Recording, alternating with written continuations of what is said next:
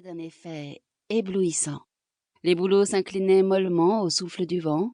Il y avait en eux de la vie, comme les arbres en ont, en plein été. Quand le soleil vint à briller au milieu de cette splendeur incomparable, il sembla que des éclairs partaient de toutes parts, et que le vaste manteau de neige qui couvrait la terre ruisselait de diamants étincelants. « Quel spectacle magnifique !» s'écria une jeune fille qui se promenait dans le jardin avec un jeune homme. Ils s'arrêtèrent près du bonhomme de neige et regardèrent les arbres qui étincelaient. « Même en été, on ne voit rien de plus beau. Surtout, on ne peut pas rencontrer un pareil gaillard, » répondit le jeune homme en désignant le bonhomme de neige.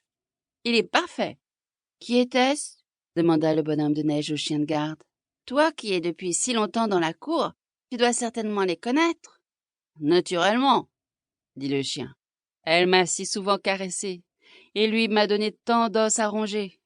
Pas de danger que je les morde. »« Mais qui sont-ils donc ?»« Des fiancés, » répondit le chien. « Ils veulent vivre tous les deux dans la même niche et y ronger des os ensemble. »« Ouah, ouah !»« Est-ce que ce sont des gens comme toi et moi ?»« Ah, mais non, » dit le chien. « Ils appartiennent à la famille des maîtres. Je connais tout ici dans cette cour. Oui, il y a un temps où je n'étais pas dans la cour, au froid et à la tâche, pendant que souffle le vent glacé. Ouah, ouah !»« Moi, j'adore le froid, » dit le bonhomme de neige. « Je t'en prie, raconte. Mais tu pourrais bien faire moins de bruit avec ta chaîne. Cela m'écorche les oreilles. »« Ouah, ouah !» aboya le chien. « J'ai été jeune chien, gentil et mignon, comme on me le disait alors. J'avais ma place sur un fauteuil de velours dans le château, parfois même sur le giron des maîtres. On m'embrassait sur le museau et on m'époussetait les pattes avec un mouchoir brodé. On m'appelait chérie, mais je devins grand, et l'on me donna à la femme de ménage. J'allais demeurer dans le cellier. Tiens, d'où tu es, tu peux en voir l'intérieur. Dans cette chambre, je devins le maître. Oui, je fus le maître chez la femme de ménage. C'était moins luxueux que dans les appartements du dessus, mais ce n'en était que plus agréable. Les enfants ne venaient pas constamment me tirailler et me tarabuster comme là-haut. Puis j'avais un coussin spécial, et je me chauffais un bon poêle.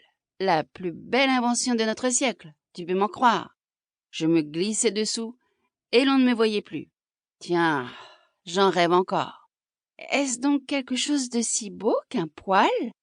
reprit le bonhomme de neige, après un instant de réflexion. « Non, non, tout au contraire, c'est tout noir, avec un long cou et un cercle en cuivre. Il mange du bois au point que le feu lui en sort par la bouche. Il faut se mettre au-dessus ou au-dessous ou à côté. Et alors, rien de plus agréable. Du reste, regarde par la fenêtre, tu l'apercevras. » Le bonhomme de neige regarda et aperçut en effet un objet noir, reluisant, avec un cercle en cuivre, et par-dessous lequel le feu brillait. Cette vue fit sur lui une impression étrange qu'il n'avait encore jamais éprouvée, mais que tous les hommes connaissent bien. « Pourquoi es-tu parti de chez elle ?» demanda le bonhomme de neige.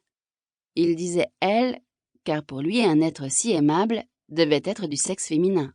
« Comment as-tu pu quitter ce lieu de délices ?»« Et il le fallait, bon gré mal gré, » dit le chien.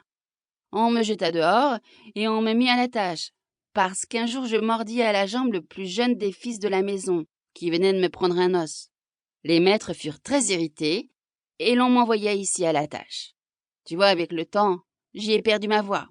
J'aboie très mal. » Le chien se tut, mais le bonhomme de neige n'écoutait déjà plus ce qu'il lui disait.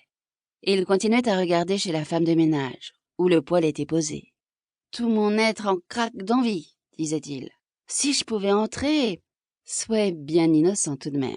« Entrer, entrer, c'est mon vœu le plus cher. Il faut que je m'appuie contre le poêle. Dussé-je passer par la fenêtre ? »« Tu n'entreras pas, » dit le chien. « Et si tu entrais, c'en serait fait de toi. »« C'en est déjà fait de moi, » dit le bonhomme de neige. « L'envie me détruit. » Toute la journée, il regarda par la fenêtre. Du poêle sortait une flamme douce et caressante. Un poêle seul, quand il a quelque chose à brûler, peut produire une telle lueur, car le soleil ou la lune, ce ne serait pas la même lumière. Chaque fois qu'on ouvrait la porte, la flamme s'échappait par-dessous.